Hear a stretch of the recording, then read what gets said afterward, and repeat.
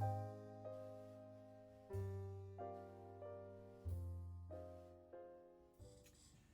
everyone, I'm going to show you how to make a very simple lampwork bead. To start with, safety first, I have my special dilithium glasses on, which allow me to see what's going on with the glass through the flame. My hair is tied back. I'm wearing my special thumb splints, which most people don't need, but I do, unfortunately. Nothing to do with the lampwork, my fingers bend the wrong way, so I need to do that. Excuse any noise going past. There is a railway line just outside the window, and I do have to have the window open because I don't have proper ventilation yet. There's also people next door who are lovely, but sometimes make a bit of noise. So to start with, I'm going to light my torch. That's the propane makes that sort of flame, and my oxygen concentration is running. So using the other knob, turn up the oxygen and the flame together.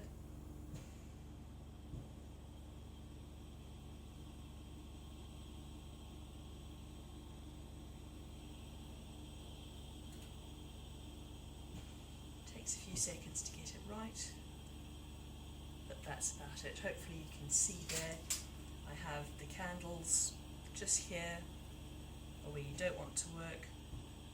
Hottest part of the flame is about here, and then it's cooler at the back there. So I'm going to take a mandrel. This is a stainless steel rod coated in a special type of clay. I've just dipped these, so I don't know if you can see. It's quite wet. I'm gently going to dry that in the flame. Some types of bead release will let you do that, some not so much. The type of bead I'm going to make is a simple Frit bead. Frit is crushed glass. You can just about see it there. This particular one is lovely blues and purples. I can't remember what that's called now. That one is hydrangea. That's what that one's called. So while this is drying in this hand, in the other hand I've got a rod of glass. It's a transparent blue. I'm just going to slowly warm it up in the coolest part of the flame. If you stick this straight in the hot part of the flame, of course, the glass is going to crack and fly all over the place, which is not a lot of fun. So you can see the mandrel now is just starting to dry out. You can see it's getting lighter where it's dry. Almost there. I don't want to stick it straight in the flame, because then it boils and pops and you get holes in your bead release. And holes in the bead release or cracks in the bead release are not a good thing. It means that the glass will then touch the hot metal and it'll stick. You just can't get it off. That's not fun. Okay, so the rod is starting to get a slight glow on the end. I'm just going to turn the flame up a little bit here because I'm impatient. And dabbing it slowly in and out, keeping the mandrel warm but not hot at the back of the flame.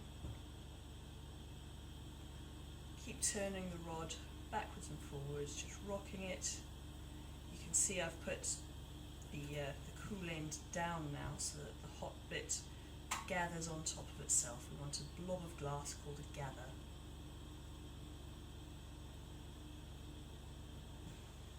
And it takes a little while, but that's part of Lampwork. Okay, that's about big enough now, and it's nice and flowing. Just keep turning it one way or the other, catch it on itself. Then touch the mandrel, turn the mandrel away from you,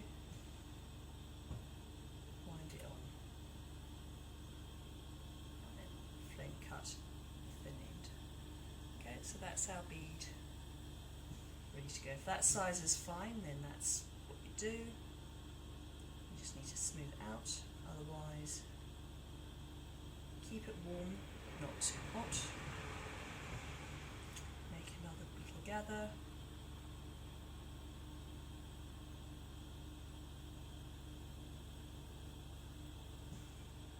And wind that on.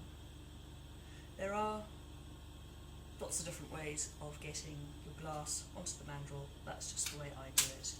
Put the hot rod facing away from you because you don't want to accidentally pick up the hot end, and it stays hot for quite a while even after it's gone solid. And now I'm just smoothing out the bead. Gravity will make it want to go round, so I'm just heating it all through so that the whole thing flows.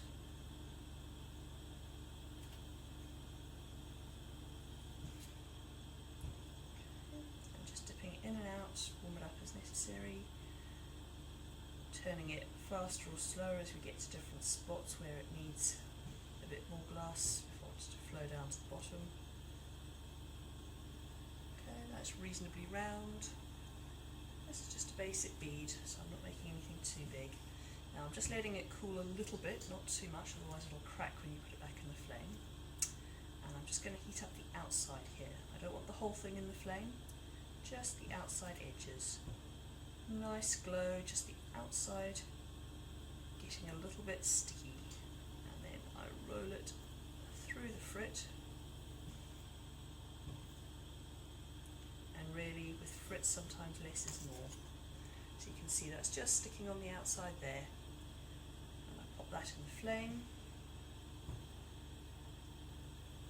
and start melting it down. Now I can leave it like this. I quite enjoy leaving, you see that? I quite enjoy leaving Frit raised on the surface of beads. I make smaller ones, which I do a pair of, make very nice earrings. This one I want to show you another technique on top of the Frit, so I'm going to melt it flat. And again, I'm just putting the bead in the top of the flame. I don't want the whole bead to start moving. We've got the shape we want. It's nice and round.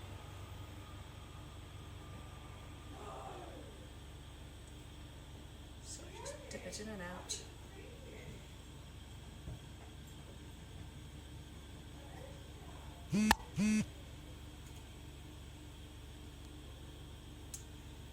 Go. The Frit is now melted flat.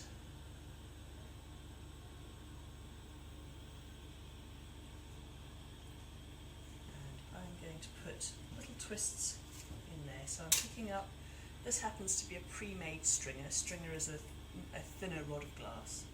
You can pull your own. I just happen to have some pre-made ones here. So I'm just going to heat up one spot of the Frit, touch the stringer and twist it. Blow on the spot to harden it, and that just breaks straight off and we get a twist.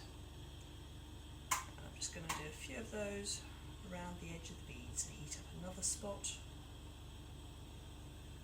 touch, twist,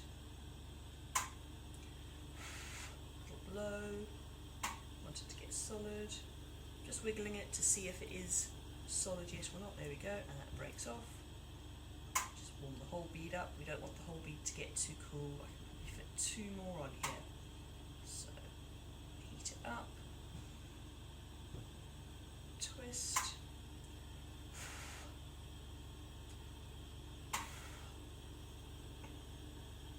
solidify. Don't want to wiggle too hard, otherwise I could break the bead release. There we go, and it just pops off.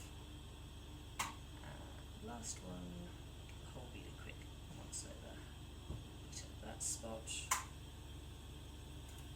and twist.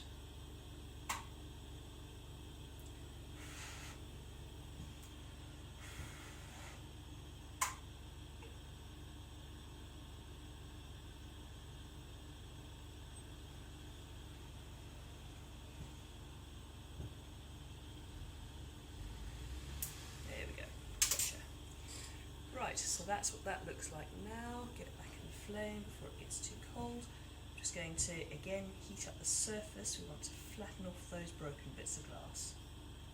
Get it back into a nice round shape.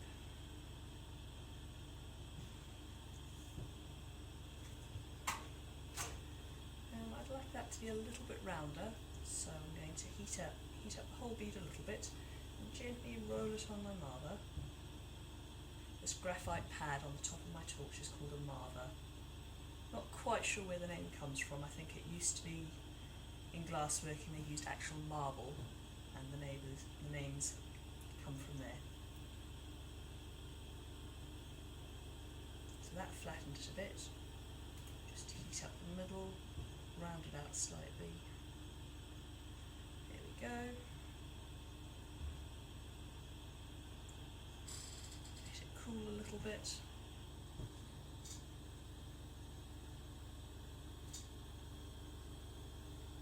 And as it cools, some of the colour will start coming back. Hopefully you can see the swirls in there. Don't let it get too cold. And then I'm going to pop it into my kiln to anneal. What annealing is a very slow cooling of the glass. Just turn that off. You don't want the glass to cool down too quickly again, otherwise it cracks, same as if you heat it up too quickly. So my kiln here, I don't know if you can see it, let's turn that slightly. You can only see the side of it. What the kiln does is it cools the glass at a set rate. So right now it's at about 500 degrees centigrade, and it'll stay that temperature until I've done all the beads that I'm going to do. Then I set it onto the next program. It slowly cools that down at a set rate until the point at which the glass is not going to crack, and then it turns itself off and it finishes cooling naturally overnight. So that's how I make a simple Frit bead with a little swirl. So it's a day or two later, probably 2 days knowing me. The bead that I showed you earlier is cool. I've just taken it out the kiln. Here's what it looks like. I've taken off the bead release, either side of it, just wash that down the sink. It's very easy to get off, very crumbly. I'm now going to show you, let me try and do it this way so you can see what I do. I put the mandrel in the vise and then gently twist the bead. Oh, this is nice and light. Sometimes you need something to help you grip it, but that was easy. That came off nice and easy, and there we have the bead. What's left to do now is to clean out the bead release from inside the hole. I'll get my Dremel out and I'll show you how that's done. Let me show you another couple of beads that I did. Same thing, put it in the vise, twist it, and off it comes.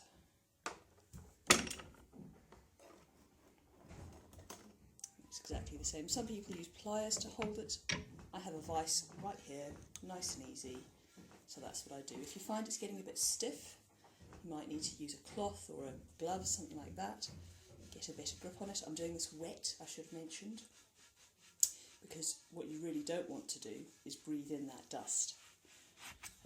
Not that it's particularly harmful, you know, once off, but it's dust. You don't want to breathe it in, especially not over a long period of time.